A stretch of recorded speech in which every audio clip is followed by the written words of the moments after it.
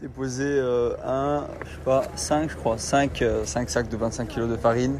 Je vais lui dire au revoir à la madame. Regardez, elle est là. Elle est belle de bon matin comme ça.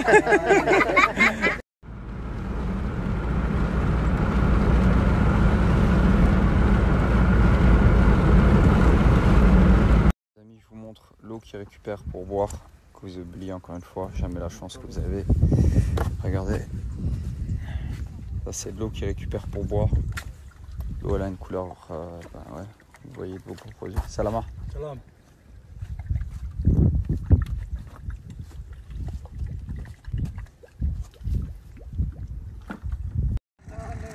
Et là, ils viennent tous récupérer l'eau ici. Avec le sourire. Salama. Les amis, regardez ce billet là. Regardez bien ce billet. Hop là, c'est juste là. Vous avez vu? Attendez, c'est là. Là, la pierre là. Tac. Elle va aller juste là. Allez, attends mon gars. C'est bon, tiens. Donnez-lui, tiens. Prends ça aussi mon frère. Allez, ciao les gars. On est ensemble. Doucement les gars. Doucement. Vous voulez la balle les frères? Ouais. C'est pour tout le monde. Ouais. C'est pour tout le monde, ok? Pour vous tous. Ok? Allez. Merci. De rien.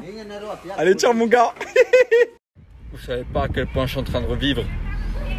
J'ai acheté du pain, du thon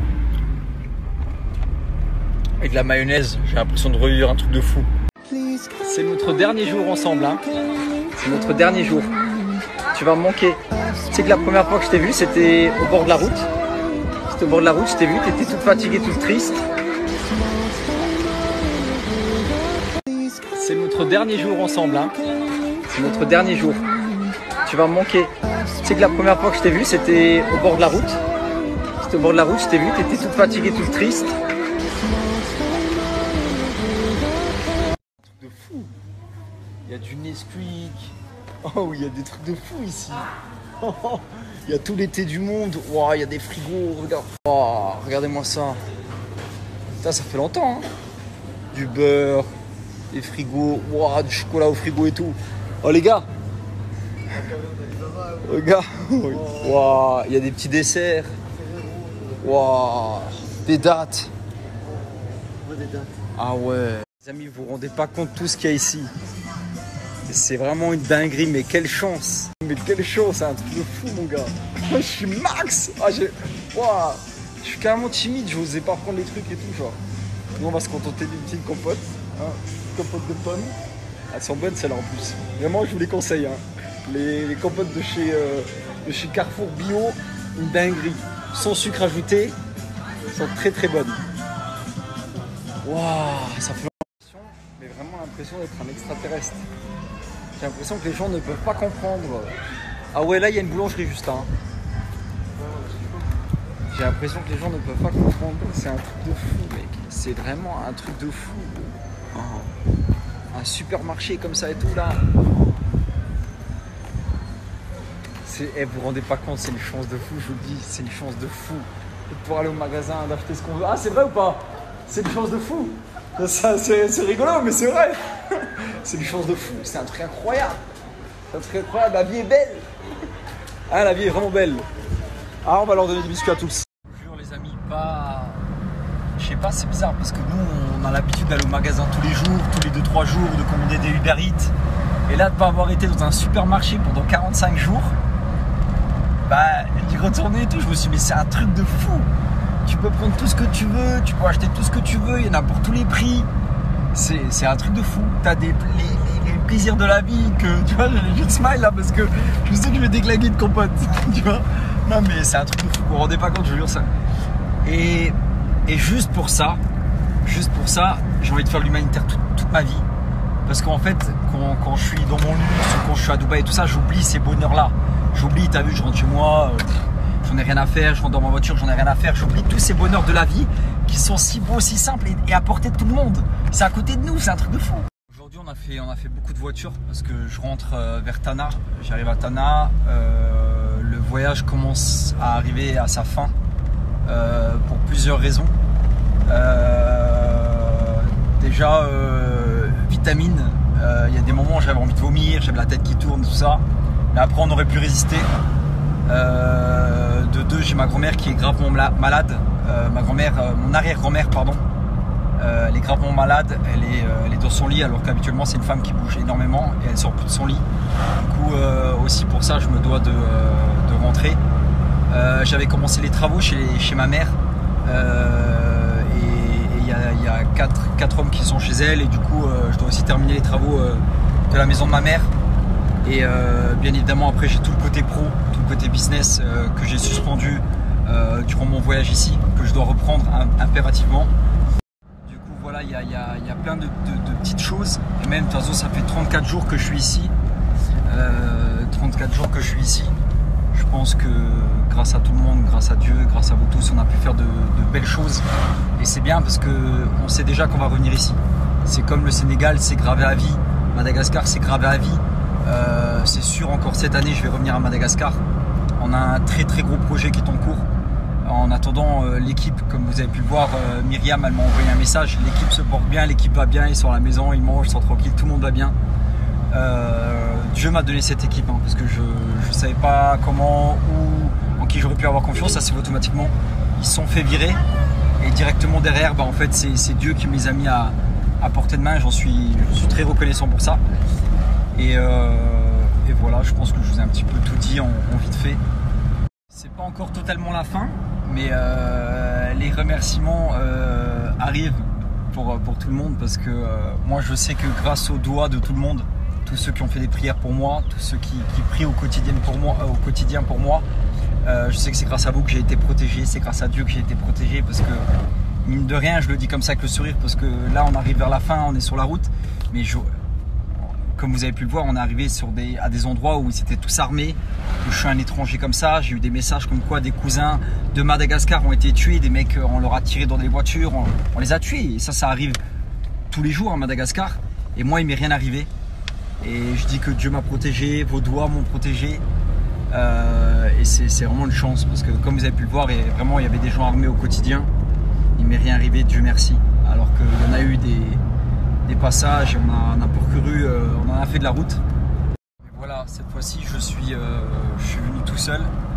La prochaine fois et pour mes prochains voyages humanitaires, je ferai une équipe solide, une équipe à laquelle j'espère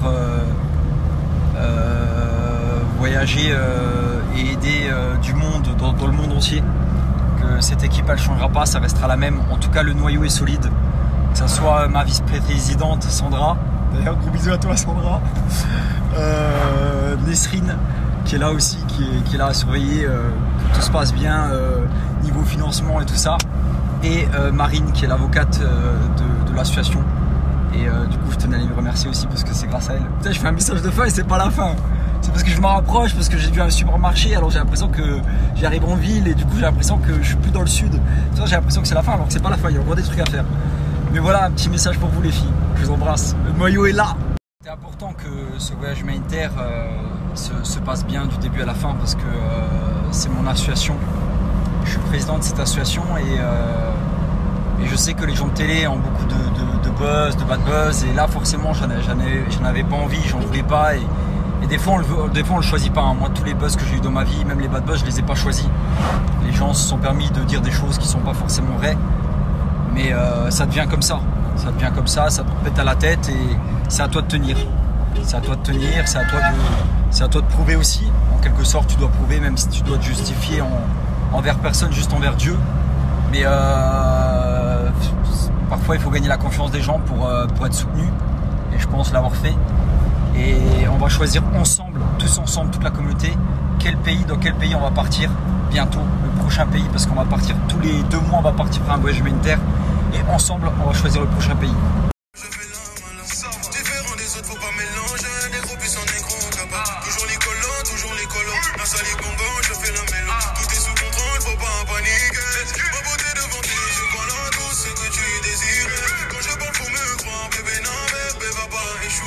Car laissez-vous clé là, je suis dans la zone.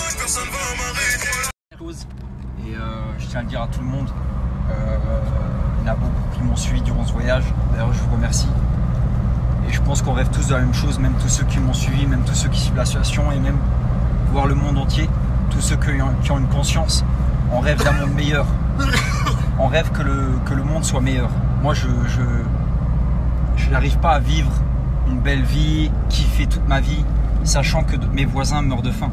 T'as vu, je fais 6 heures de vol, je fais 2 heures de vol, même en bas de chez toi, il y a des gens qui meurent de faim, qui ont froid. Et ça, c'est de l'injustice. Et moi, je suis contre l'injustice. Du coup, je ferai tout mon possible et je donnerai toute ma vie dans ce projet d'humanitaire. Je ferai que ça de toute ma vie. Et même à mes 50 ans, même dans 10 ans, même dans 20 ans, Inch'Allah, si Dieu me le permet, je vais continuer à faire ça. Comme ça, vous êtes au courant. Et ceux qui veulent monter dans le train, vous êtes tous la bienvenue. N'oubliez jamais quelque chose. Hein.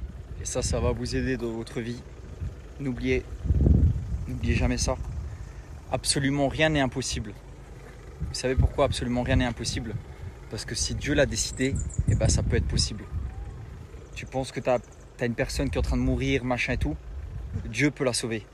Tu penses, je vais te donner un truc tout bête, tu penses que dans le trou d'une aiguille, une aiguille à coudre, dans le trou d'une aiguille, un chameau ne peut pas rentrer dedans, tu te dis c'est impossible. Si Dieu a décidé que le chameau rentre dans le petit trou de 1 mm de l'aiguille, eh ben c'est possible. Tu vois ce que je veux dire? Si Dieu a décidé que ça soit possible, c'est possible.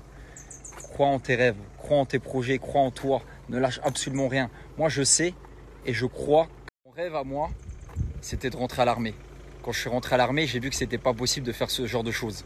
Parce que l'armée, tu dois faire attention, il y a des règles, ça doit être sécurisé, surtout l'armée luxembourgeoise. J'ai arrêté l'armée, je suis rentré sur Koh Lanta avec une paire de mocassins. Ça a fait le buzz. J'en suis arrivé jusqu'où j'en suis aujourd'hui et j'ai pu faire ce que j'ai toujours voulu faire.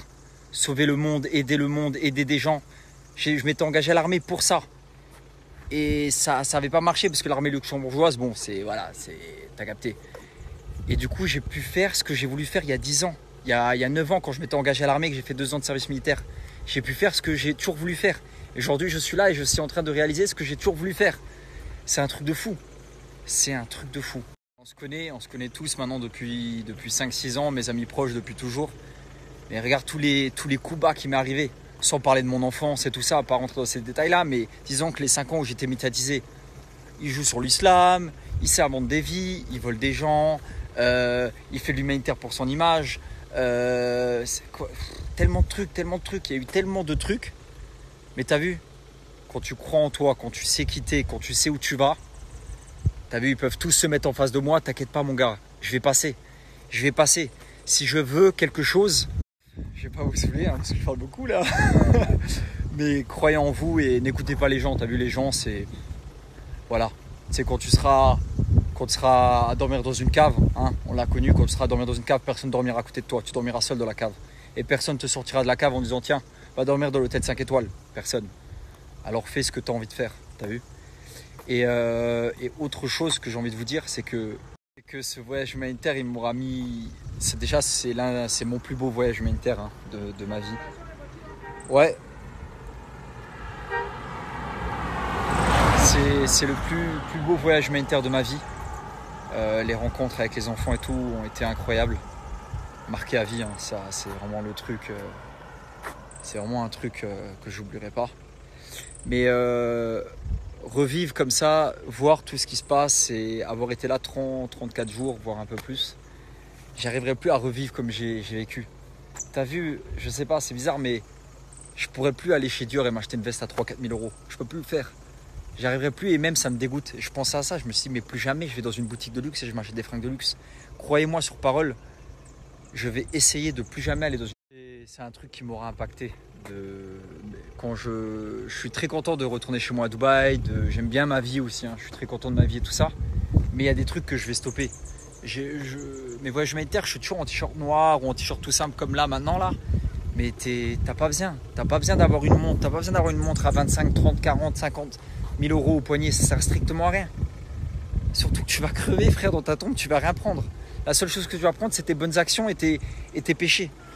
Alors je préfère vendre la montre que j'ai et utiliser cet argent pour eux, pour les enfants, parce qu'en vrai tu vas rien emporter.